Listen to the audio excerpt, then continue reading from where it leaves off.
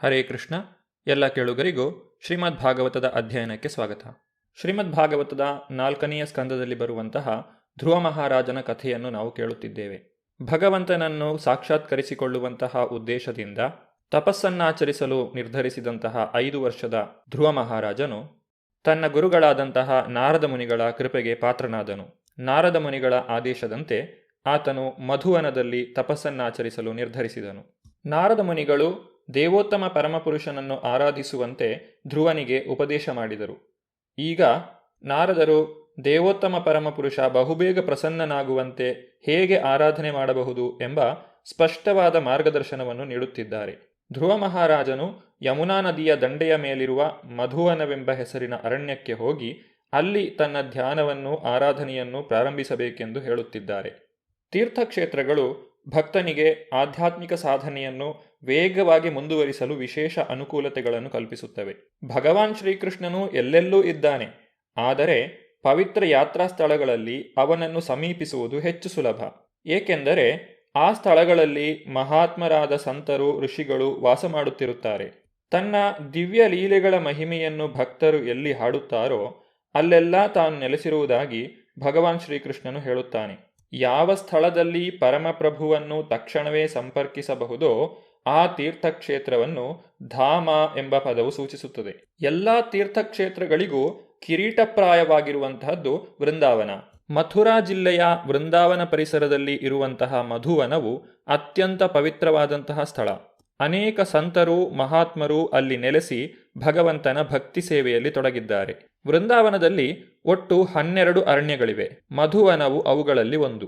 ಯಮುನಾ ನದಿಯ ಪೂರ್ವ ದಂಡೆಯ ಮೇಲೆ ಭದ್ರವನ, ಬಿಲ್ವವನ, ಲೌಹವನ, ಭಾಂಡಿರವನ ಮತ್ತು ಮಹಾವನಗಳು ಎಂಬ 5 ಅರಣ್ಯಗಳಿವೆ. ಪಶ್ಚಿಮ ದಂಡೆಯ ಮೇಲೆ 7 ಅರಣ್ಯಗಳಿವೆ. ಮಧುವನ, ತಾಲವನ, ಕುಮುದವನ, ಬಹುಲಾವನ, ಕಾಮ್ಯವನ, ಖದರಿವನ ಮತ್ತು ವೃಂದಾವನ.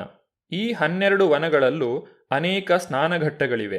ಅವುಗಳೆಂದರೆ ಅವಿಮುಕ್ತ, ಅಧಿರೂಢ, ಗುಹ್ಯತೀರ್ಥ, ಪ್ರಯಾಗತೀರ್ಥ, ಕನಖಲ, ತಿಂದುಕತೀರ್ಥ, ಸೂರ್ಯತೀರ್ಥ, ವಟಸ್ವಾಮಿ, ಧ್ರುವಘಾಟ, ಋಷಿತೀರ್ಥ, ಮೋಕ್ಷತೀರ್ಥ, ಬುಧತೀರ್ಥ, ಗೋಕರ್ಣ, ಕೃಷ್ಣಗಂಗಾ, ವೈಕುಂಠ, ಅಸಿಕುಂಡ, ಚತುಸಾಮುದ್ರಿಕ ಕೂಪ, ಅಕ್ರೂರತೀರ್ಥ, ಯಾಜ್ಞಿಕ ವಿಪ್ರಸ್ಥಾನ, ಕುಬ್ಜಾಕೂಪ, ರಂಗಸ್ಥಲ, ಮಂಚಸ್ಥಲ, ಮಲ್ಲಯುದ್ಧಸ್ಥಾನ, ದಶಾಶ್ವಮೇಧ, ಈ ರೀತಿ 24 ಸ್ನಾನಘಟ್ಟಗಳನ್ನು ಹೆಸರಿಸಲಾಗಿದೆ.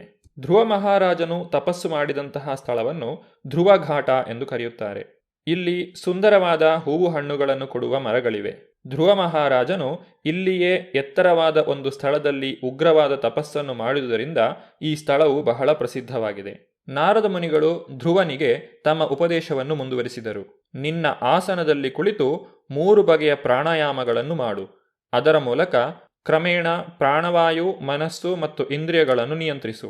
ಎಲ್ಲ ಬಗೆಯ ಲೌಕಿಕ ಕಶ್ಮಲಗಳ ಸೋಂಕನ್ನು ಕಳೆದುಕೋ. ಅಪಾರ ಸಹನೆಯಿಂದ ದೇವೋತ್ತಮ ಪರಮಪುರುಷನನ್ನು ಕುರಿತು ಧ್ಯಾನಿಸಲು ತೊಡಗು. ಚಂಚಲವಾದ ಮನಸ್ಸನ್ನು ತಡೆಯಲು ಉಸಿರಾಟದ ನಿಯಂತ್ರಣಕ್ಕೆ ಹೆಚ್ಚು ಒತ್ತು ಕೊಡಲಾಗಿದೆ. ಮನಸ್ಸು ಸಹಜವಾಗಿಯೇ ಹೊಯ್ದಾಡುವಂತಹದ್ದು, ಏಕೆಂದರೆ ಅದರ ಸ್ವರೂಪವೇ ಚಂಚಲತೆ. ಆದರೆ ಅದನ್ನು ಹತೋಟಿಯಲ್ಲಿ ಇಟ್ಟುಕೊಳ್ಳಲೆಂದೇ ರೂಪಿಸಿದ ಪ್ರಾಣಾಯಾಮ ವಿಧಿಗಳಿವೆ. ಭಗವಂತನ ಪವಿತ್ರ ನಾಮವನ್ನು ಜಪಿಸುವುದರಿಂದ ಮನಸ್ಸನ್ನು ನೇರವಾಗಿ ಭಗವಂತನ ಚರಣ ಕಮಲಗಳ ಮೇಲೆ ನೆಲೆಗೊಳಿಸಲು ಸಾಧ್ಯ.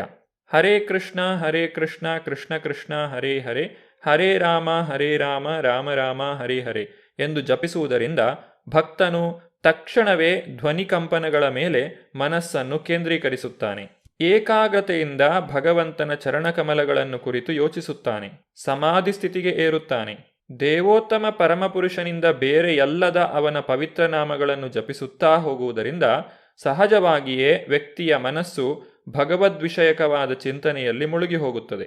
ಭಗವಂತನು ಪ್ರತಿಯೊಂದು ಜೀವಿಯ ಹೃದಯದಲ್ಲೂ ಪರಮಾತ್ಮನಾಗಿ ಕುಳಿತುಕೊಂಡಿದ್ದಾನೆ. ಆದ್ದರಿಂದಲೇ ಆತನನ್ನು ಚೈತ್ಯ ಗುರು ಎಂದು ಕರೆಯುತ್ತಾರೆ.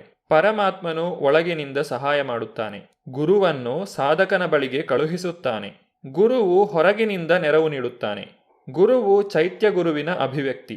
ಲೌಕಿಕ ವಸ್ತುಗಳನ್ನು ಕುರಿತ ಆಲೋಚನೆಗಳನ್ನು ಕಳೆದುಕೊಳ್ಳುವ ಪ್ರಕ್ರಿಯೆಗೆ ಪ್ರತ್ಯಾಹಾರ ಎಂದು ಹೆಸರು. ಎಲ್ಲ ರೀತಿಯ ಲೌಕಿಕ ಚಿಂತನೆಗಳಿಂದಲೂ ಕಾರ್ಯಗಳಿಂದಲೂ ವಿಮುಕ್ತನಾಗುವುದನ್ನು ಇದು ಸೂಚಿಸುತ್ತದೆ. ವ್ಯಕ್ತಿಯು ಮನಸ್ಸನ್ನು ಸ್ಥಿರಗೊಳಿಸಿಕೊಂಡ ಹೊರತು ಧ್ಯಾನ ಮಾಡಲು ಸಾಧ್ಯವಾಗುವುದಿಲ್ಲ. ಧ್ಯಾನ ಎನ್ನುವುದು ಭಗವಂತನನ್ನು ಕುರಿತು ಒಳಗಿನಿಂದ ಆಲೋಚಿಸುವುದು. ಈ ಹಂತವನ್ನು ಅಷ್ಟಾಂಗ ಯೋಗದ ಮೂಲಕ ತಲುಪಲು ಸಾಧ್ಯ. ಹಾಗೆಯೇ ಪ್ರಸ್ತುತ ಯುಗಕ್ಕಾಗಿ ಹೇಳಿರುವಂತಹ ಭಗವಂತನ ಪವಿತ್ರ ನಾಮವನ್ನು ಅವಿರತವಾಗಿ ಜಪಿಸುವುದರಿಂದಲೂ ಇದನ್ನು ಸಾಧಿಸಬಹುದು. ಇಲ್ಲಿ ನಿಜವಾದ ಲಕ್ಷ್ಯವು ದೇವೋತ್ತಮ ಪರಮಪುರುಷನನ್ನು ಕುರಿತು ಏಕಾಗ್ರತೆಯಿಂದ ಧ್ಯಾನಿಸುವುದು. ಭಗವಂತನ ಮುಖವು ನಿತ್ಯ ಸುಂದರವಾಗಿದೆ, ಪ್ರಸನ್ನವಾಗಿದೆ. ಆತನು ಭಕ್ತರಿಗೆ ವರಗಳನ್ನು ಅನುಗ್ರಹಿಸಲು ಸದಾ ಸಿದ್ಧನಾಗಿರುತ್ತಾನೆ.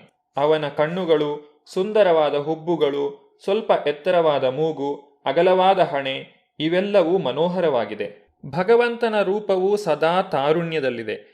ಅವನ ದೇಹದ ಪ್ರತಿಯೊಂದು ಅಂಗವೂ ಪ್ರತಿಯೊಂದು ಭಾಗವೂ ಸೂಕ್ತವಾದ ರೀತಿಯಲ್ಲಿ ರೂಪುಗೊಂಡಿದೆ. ಅವುಗಳಲ್ಲಿ ಯಾವ ದೋಷವೂ ಇಲ್ಲ.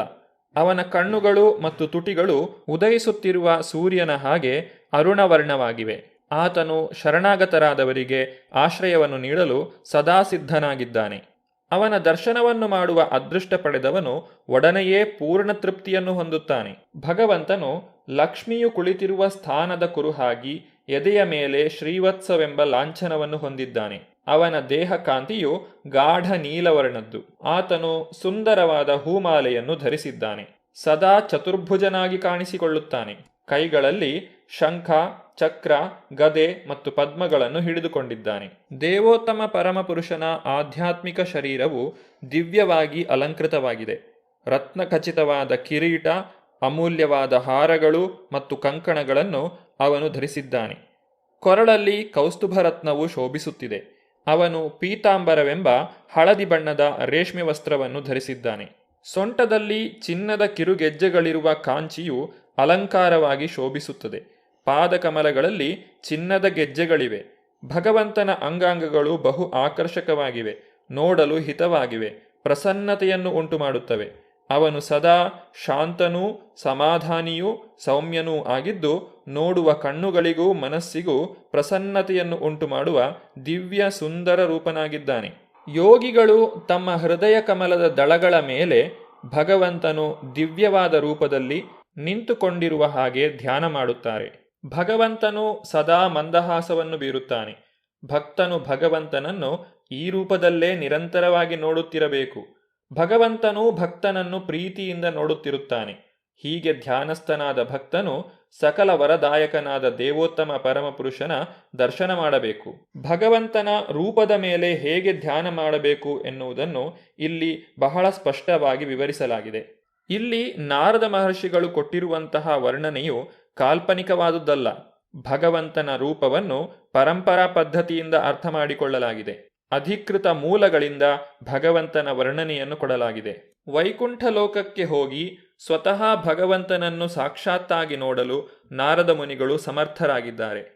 ಆದ್ದರಿಂದ ಅವರು ಕೊಡುವ ಭಗವಂತನ ಅಂಗಾಂಗ ಲಕ್ಷಣಗಳ ವರ್ಣನೆಯು ಕಲ್ಪನೆಯಲ್ಲ. ನಾರದ ಮುನಿಗಳು ಕೊಟ್ಟಿರುವಂತಹ ಈ ವಿವರಣೆಗೆ ಸರಿಯಾಗಿ ಭಗವಂತನ ರೂಪದ ಚಿತ್ರವನ್ನು ಬಿಡಿಸಲಾಗುತ್ತದೆ. ಆ ಚಿತ್ರಗಳು ಕಾಲ್ಪನಿಕವಲ್ಲ. ಭಗವಂತನನ್ನು ಸಾಕ್ಷಾತ್ತಾಗಿ ನೋಡುವ ಮತ್ತು ಅವನ ಅಂಗಾಂಗಗಳನ್ನು ವರ್ಣಿಸುವ ನಾರದ ಮಹರ್ಷಿಗಳು ಕೊಡುವ ರೀತಿಯಲ್ಲಿ ಅದು ನಮಗೆ ದೊರಕಿದೆ. ಅವುಗಳನ್ನು ಸ್ವೀಕರಿಸಿ ವರ್ಣಚಿತ್ರವಾಗಿ ಬರೆದರೆ ಅದು ಖಂಡಿತವಾಗಿಯೂ ಕಾಲ್ಪನಿಕ ಚಿತ್ರವಲ್ಲ. ಯಾರು ಭಗವಂತನ ನಿತ್ಯ ಮಂಗಳ ರೂಪದ ಮೇಲೆ ಮನಸ್ಸನ್ನು ನೆಲೆಗೊಳಿಸಿ ಧ್ಯಾನ ಮಾಡುತ್ತಾನೆಯೋ ಅವನು ಬಹುಬೇಗನೆ ಎಲ್ಲ ಬಗೆಯ ಭೌತ ಕಶ್ಮಲಗಳನ್ನು ಕಳೆದುಕೊಳ್ಳುತ್ತಾನೆ. ಈ ರೀತಿಯ ಸ್ಥಿರವಾದ ಧ್ಯಾನವನ್ನು ಸಮಾಧಿ ಎಂದು ಕರೆಯಲಾಗುತ್ತದೆ. ಭಗವಂತನ ದಿವ್ಯ ಪ್ರೇಮಯುತ ಸೇವೆಯಲ್ಲಿ ನಿರತನಾದಂತಹ ವ್ಯಕ್ತಿಯು ಈ ಸಮಾಧಿ ಸ್ಥಿತಿಯನ್ನು ಸಾಧಿಸುತ್ತಾನೆ. ಈ ರೀತಿಯಲ್ಲಿ ಭಕ್ತಿಯನ್ನು ಆಚರಿಸುವವನು ಎಂದಿಗೂ ಭಗವತ್ ಸೇವೆಯಿಂದ ವಿಮುಖನಾಗಲು ಸಾಧ್ಯವಿಲ್ಲ. ಮಾನವ ಜೀವನದ ಧ್ಯೇಯ ಸಾಧನೆಯಲ್ಲಿ ಅವನು ಪರಿಪೂರ್ಣನಾಗುವಂತೆ ಅದು ಮಾಡುತ್ತದೆ. ಈ ಬಗೆಯ ಧ್ಯಾನ ಕ್ರಿಯೆಯೊಂದಿಗೆ ಜಪಿಸಬೇಕಾದ ಮಂತ್ರವನ್ನು ಕುರಿತು ಈಗ ನಾರದ ಮುನಿಗಳು ಧ್ರುವನಿಗೆ ತಿಳಿಸಿಕೊಡುತ್ತಿದ್ದಾರೆ. ಓಂ ನಮೋ ಭಗವತೆ ವಾಸುದೇವಾಯ. ಮಂತ್ರೇಣಾನೇನ ದೇವಸ್ಯ ಕುರ್ಯಾದ್ ದ್ರವ್ಯಮಯೀಂ ಬುಧಃ ಸಪರ್ಯಾಂ ವಿವಿಧೈ ದ್ರವ್ಯೈ ದೇಶಕಾಲ ವಿಭಾಗವೇತ್. ಓಂ ನಮೋ ಭಗವತೆ ವಾಸುದೇವಾಯ. ಇದು ಭಗವಾನ್ ಶ್ರೀಕೃಷ್ಣನನ್ನು ಪೂಜಿಸಲು ಬಳಸುವ 12 ಅಕ್ಷರಗಳ ಮಂತ್ರ. ಭಗವಂತನ ಮೂರ್ತಿಯನ್ನು ಸ್ಥಾಪಿಸಿ ಮಂತ್ರದ ಉಚ್ಚಾರಣೆಯೊಂದಿಗೆ ಶಾಸ್ತ್ರಗಳು ವಿಧಿಸಿರುವ ರೀತಿಯಲ್ಲಿ ಹೂವು ಹಣ್ಣುಗಳನ್ನು ಬಗೆ ಬಗೆಯ ಆಹಾರ ಪದಾರ್ಥಗಳನ್ನು ಆತನಿಗೆ ಸಮರ್ಪಿಸಬೇಕು. ಆದರೆ ಇಲ್ಲಿ ದೇಶ, ಕಾಲ, ಸಹಾಯಕ, ಅನುಕೂಲ, ಅನಾನುಕೂಲ ಮೊದಲಾದವುಗಳನ್ನು ಗಮನದಲ್ಲಿ ಇರಿಸಿಕೊಂಡು ಇದನ್ನು ನಡೆಸಬೇಕು. ಭಗವಂತನ ಕುರಿತಾದ ಪೂಜಾ ವಿಧಾನವನ್ನು ನಾವು ಮುಂದಿನ ಸಂಚಿಕೆಯಲ್ಲಿ ನೋಡೋಣ. ಧನ್ಯವಾದಗಳು. ಹರೇ ಕೃಷ್ಣ.